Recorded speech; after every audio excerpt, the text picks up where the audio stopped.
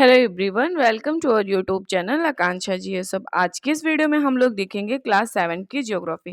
Class 7 की geography में हम थर्ड चैप्टर देखेंगे, हमारी बदलती पृथ्वी।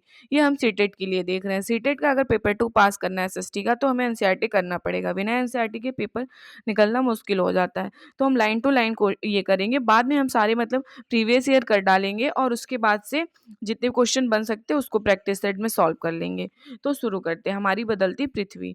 पृथ्वी के बारे में हम लोग देखते हैं। स्थल मंडल जो है हमारा अनेक प्लेटों में विभाजित है, मतलब अनेक प्लेट हैं, जिसे स्थल मंडलीय प्लेट कहते हैं, जिसको हम लोग स्थल मंडलीय प्लेट कहते हैं। आपको यह जानकर आश्चर्य होगा कि ये प्लेट हमेशा धीमी गति से चारों तरफ घूमती रहती है। मतलब कि हमको जानकर यह आश्चर्य होगा। देखिए, छोटे बच्चे के लिए हम लोग को तो पता है कि पृथ्वी जो है हमारी धीमी धीमी गति से चारों तरफ से घूमती रहती है।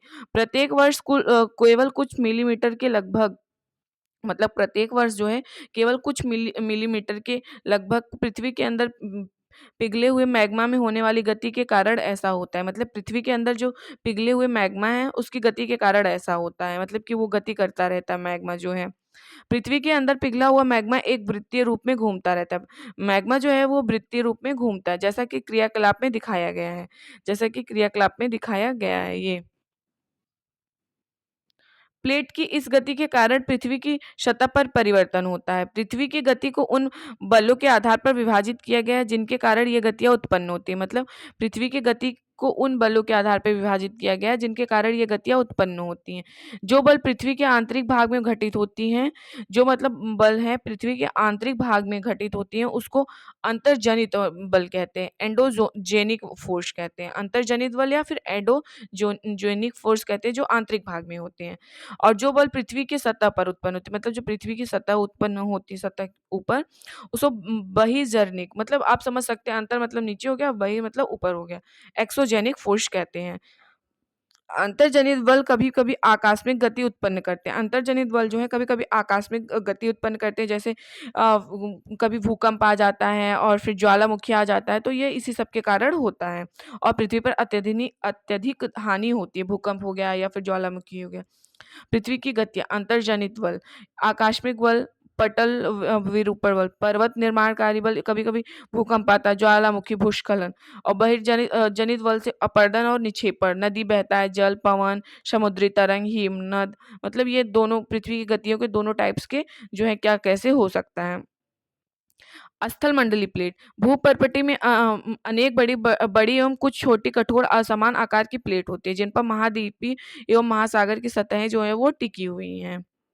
ज्वालामुखी क्या होता है? ज्वालामुखी भूपर्पटी पर खुला एक ऐसा छिद्र होता है जिससे पिघले हुए पदार्थ अचानक निकलते हैं। मतलब ज्वालामुखी वो होता है भूपर्पटी पर खुला एक ऐसा छिद्र, मतलब जैसे कोई होल होल टाइप का हो गया, जिससे पिघले हुए पदार्थ अचानक बाहर फेंकते रहते हैं। जैसे कि ये देखिए, ये सब मैग्मा बाहर बाहर फेंक रहे हैं।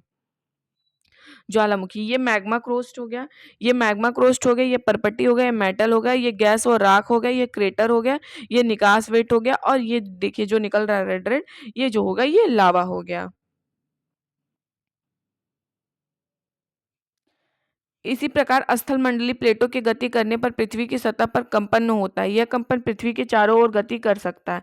इस कंपन को भूकंप कहते हैं। मतलब भूकंप जो है ये स्थलीय मंडल प्लेटों के गति करने की पृथ्वी की सतह पर होता है, कंपन जब होने लगता है, और यह कंपन पृथ्वी के चारों ओर गति करता है। मतलब ये कंपन जो है पृथ्वी, मान लीजिए ये पृथ्वी होगा, इसके चारों ओर गति करता है, और इस कंपन को भूकंप कहते हैं। मतलब इसी कंपन को क्या है, भूकंप कहते हैं। भूपर्पट्टी के नीचे वह स्थान जहाँ कंपन आरंभ होता है उद्गम कहलाता है।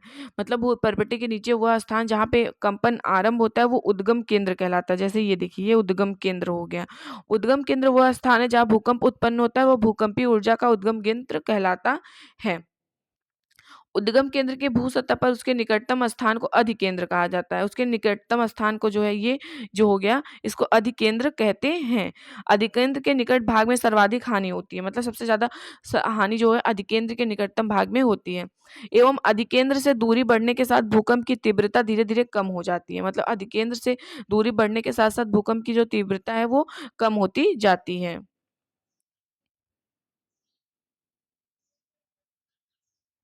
यद्यपि भूकंप की भविष्यवाणी संभव नहीं, लेकिन हम यदि हम पहले से तैयार हो तो इसके प्रभाव को निश्चित रूप से कम किया जा सकता है। मतलब ये तो हमें नहीं पता कि कब भूकंप आ जाए, लेकिन हम अगर पहले से ही तैयार रहेंगे तो इसके प्रभाव को कम कर सकते हैं। स्थानीय लोग कुछ समान तरीकों से भूकंप की संभावना का अनुमान लगाते हैं। मतलब स्थानीय लोग जो हैं वो कुछ समान तरीकों से भूकंप का संभावना लगाते हैं। जैसे जानवरों का व्यवहार, जो जानवर होते हैं अपना व्यवहार मतलब बदल देते हैं। तालाब में मछलियों की उत्तेजना, सांपों का धरातल पर आना, सांप जो है वो धरातल पे आते रहते हैं, मतलब जो होल रहता है उसमें से। अब भुज में भूकंप के झटके, भुज में हम भूकंप के झटके देखते हैं। 26 जनवरी 2001 को भुज शहर में रिक्टर स्केल पर 6.9 की तीव्रता वाला भीषण भूकंप आया था। स्कूल सर्वाधिक प्रभावित। स्कूल की इमारतें गिरने से कम 971 छात्र एवं 31 शिक्षकों की मृत्यु। मतलब उसमें सबसे ज़्यादा प्रभावित जो हुआ था उसमें स्कूल हुआ था। इसमें 971 बच्चे जो थे वो मर गए थे और 31 शिक्षकों की मृत्यु हो गई थी। शहर में आग, चारकोल की अंगीठियां के पलटने के कारण शहर अनेक स्थान पे आग लग गया था जब भुज में भूकंप आया था। भूकंप प्रभावित क्षेत्र में आपातकाल की घोषणा। राष्ट्रपति ने आपातकाल की स्थिति की मतलब आ गई थी तो उन्होंने घोषणा कर दी थी। भुज की तबाही। भुज की तबाही, फोन लाइनें, जल पाइप, विद्युत स्टेशन, संचार लाइन सभी अवरोधित हो गए, मतलब खराब हो गए। मुख्यमंत्री की केंद्र से अपील। मतलब मुख्यमंत्री जो है वो केंद्र से अपील कर रहे थे। गुजरात सरकार ने इस संकट का सामना करने के लिए केंद्र वित्तीय सहायता मांगी थी। मतलब केंद्र से जो है वो वित्तीय सहायता मांगी थी। भुज में निराशाजनक राहत। भूकंप के 3 दिन बाद ही हर व्यक्ति तक भोजन, कंबल, दवाएं तक आदि ना पहुंचने के कारण हालत जो थी वो चिंताजनक हो गई थी। और ये भूकंप याद रखिएगा कब आया था, 26 जनवरी 2001 को आया था। भुज भुज जो है वो गुजरात में है। भूकंप का मापन एक यंत्र से किया जाता है जिसे भूकंप लेखी कहते हैं। भूकंप की तीव्रता रिक्टर स्केल पर मापी जाती है। भूकंप की जो तीव्रता है वो रिक्टर स्केल पे मापी जाती है। जिस भूकंप की तीव्रता 2.0 अथवा उससे कम होती है उसका प्रभाव नहीं के बराबर होता है। जिस भूकंप की तीव्रता 5.0 होती है वो वस्तुओं के गिरने से क्षति पहुंच सकता है। जिससे भूकंप की तीव्रता 6.4 होती है, मतलब 6.0 होती है जिस भूकंप की तीव्रता, उससे मतलब उससे अधिक और बहुत शक्तिशाली, मतलब बहुत ज़्यादा मतलब शक्तिशाली वो भूकंप आ सकता है और लोगों को दिक्कत हो सकती है, जैसे कि अभी भुज में आया था।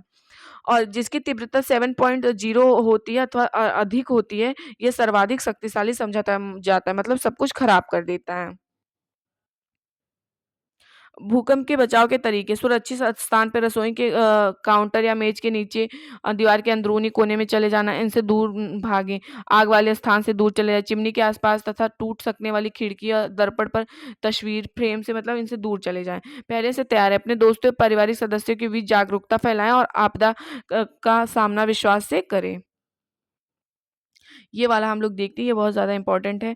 नियाग्रा जलप्रपात। विश्व विश्व में हजारों छोटे-छोटे जलप्रपात हैं। सबसे ऊंचा जलप्रपात दक्षिण में वेनेजुला का एंजेल जलप्रपात है। यह अन्य जलप्रपात उत्तरी अमेरिका में कनाडा तथा संयुक्त राज्य में अमेरिका की सीमा पर स्थित नियाग्रा जलप्रपात है। यह और अफ्रीका में जिम्बाब्वे की सीमा पर स्थित विक्टोरिया जलप्रपात है। ये जलप्रपात है। मुख्य स्थलाकृति देखते हैं।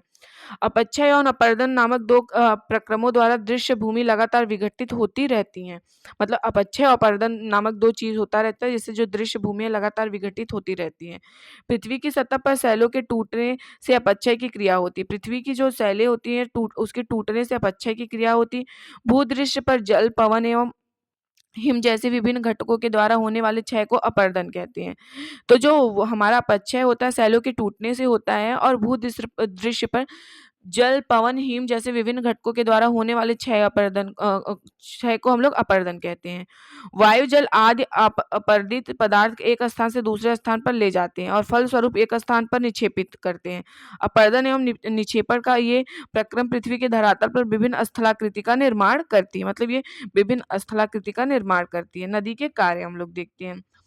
नदी के जल से दृश्य भूमि का अपर्दन होता है। नदी के जल से दृश्य भूमि का अपर्दन होता है। जब नदी किसी खड़े ढाल वाले स्थान से अत्यधिक कठोर या शैल या खड़े ढाल वाली घाटी में गिरती है तो यह जलप्रपात बनाती है।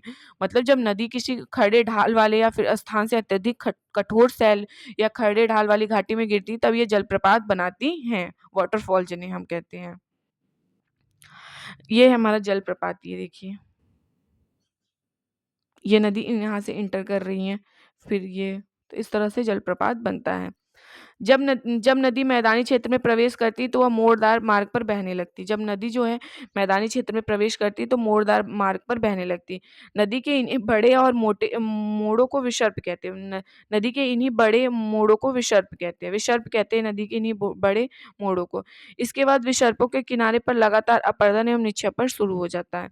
इसके बाद ही विसर्पों के किनारे लगातार अपरदन और निक्षेपण शुरू हो जाता है। विसर्प लूप के सिरे निकट आते जाते हैं। विसर्प जो है लूप के सिरे निकट आते जाते हैं। समय के साथ विसर्प लूप नदी से कट जाते हैं। मतलब समय के साथ-साथ विसर्प लूप नदी जो है किसे वो कट जाते हैं, विसर्प जो होता है। एक अलग झील बनाते हैं, मतलब एक अलग झील बनाते हैं, जिसे जिसे हम लोग क्या कहते हैं, चाप झील भी कहते हैं। कभी-कभी नदी अपने तटों के से बाहर आने लगती, फलस्वरूप निकटवर्ती क्षेत्रों में बाढ़ आ जाती है। बाढ़ के कारण नदी के तटों के निकटवर्ती क्षेत्रों में महीन मिट्टी एवं अन्य पदार्थों का निक्षेपण करती है। ऐसी मिट्टी एवं पदार्थों को अवसाद कहते हैं, मतलब ऐसी मिट्टी और पदार्थों को अवसाद कहते हैं। इससे समतल उपजाऊ बाढ़कृत मैदान का निर्माण होता है, मतलब इससे ही जो समतल उपजाऊ बाढ़कृत मैदान होता है उसका निर्माण होता है। नदी के उत्थित तटों को तटबंध कहते हैं। समुद्र तक पहुँचते-पहुँचते नदी का प्रवाह धीमा हो जाता है तथा नदी अनेक धाराओं में विभाजित हो जाती है। उस टाइम पे जो नदी होती है अनेक धाराओं में जो है वो विभाजित हो जाती हैं। जिन्हें वितरिका कहा जाता है। यहाँ नदी धीमी हो जाती है और यह अपने साथ लाए मलबे का निक्षेपण करने लगती है। मतलब नदी जो है वो धीरे हो जाती है, अपने साथ जो मलबा लाती है वो निक्षेपण करने लगती है। प्रत्येक वितरिका अपने मुहाने का निर्माण करती है। प्रत्येक जो वितरिका है वो अपने मुहाने का निर्माण करती है। सभी मुहाने के अवसाद संग्रह से डेल्टा का निर्माण होता है। ये याद रखिएगा कि इससे क्वेश्चन आता है, सभी मुहाने के अवसादों के संग्रह से डेल्टा का निर्माण होता है। डेल्टा का निर्माण ऐसे ही होता है। अब ये समुद्री तरंग के कार्य, ये क्वेश्चन पिछली बार भी अभी 2023 में जो अगस्त में हुआ था, ये क्वेश्चन आया हुआ था 2023 में, ये वाला समुद्री के तरंग के कार्य।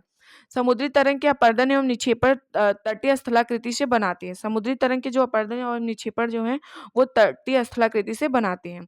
समुद्री तरंग लगातार सैलों से टकराती हैं, जिससे दरार विकसित होता है। मतलब समुद्री तरंग जो है लगातार सैलों से टकराती है, जिससे दरार विकसित होता है। समय के साथ ये बड़ी और चौड़ी होती जाती है, मतलब समय के साथ ये बड़ी और चौड़ी होती जाती हैं। इनको समुद्री गुफा कहते हैं, मतलब इनको समुद्री गुफा कहते हैं। इन गुफाओं के बड़े होते जाने पर इनमें केवल छत ही बचती है, मतलब जैसे-जैसे ये बड़े होते हैं इनमें सिर्फ केवल छत बचता है। जिसे तटीय मेहराब बनते हैं।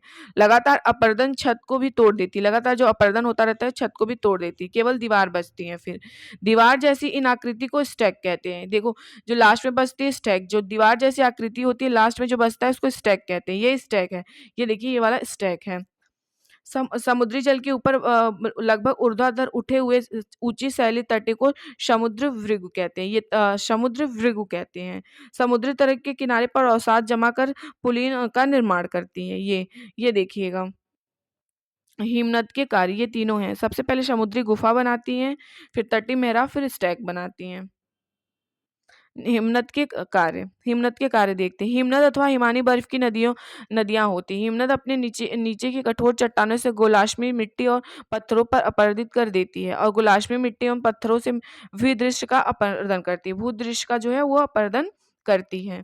हिमनद गहरे गर्तों का निर्माण करते हैं। हिमनद जो है वो गहरे गर्तों का निर्माण करते हैं। पर्वतीय क्षेत्र में बर्फ पिघलने से उन गर्तों में जल भर जाता है। पर्वतीय क्षेत्र में बर्फ पिघलने से उनमें गर्त भर जाता है और वो सुंदर झील बन जाते हैं, और वो जो है वो सुंदर झील बन जाते हैं।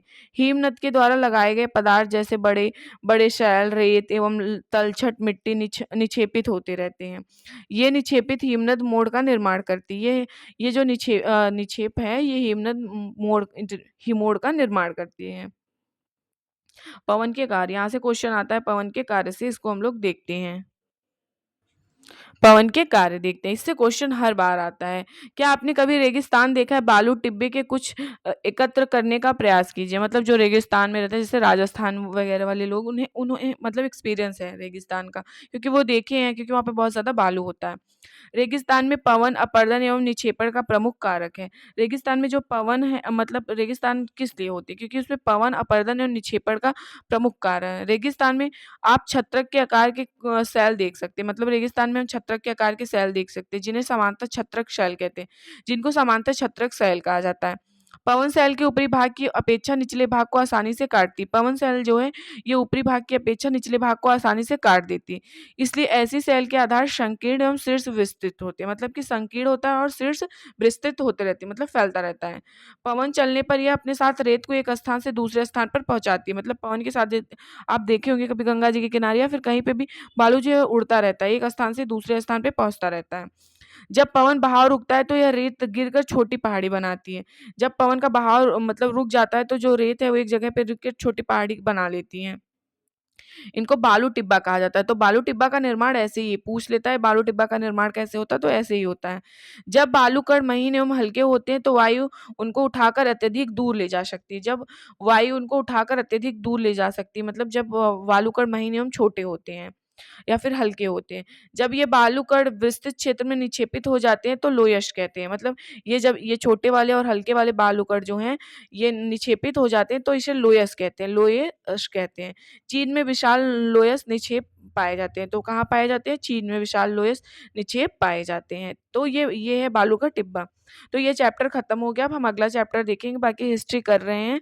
अगर वीडियो पसंद आए तो वीडियो को लाइक करिएगा, चैनल को शेयर सब्सक्राइब करिएगा। Thank you.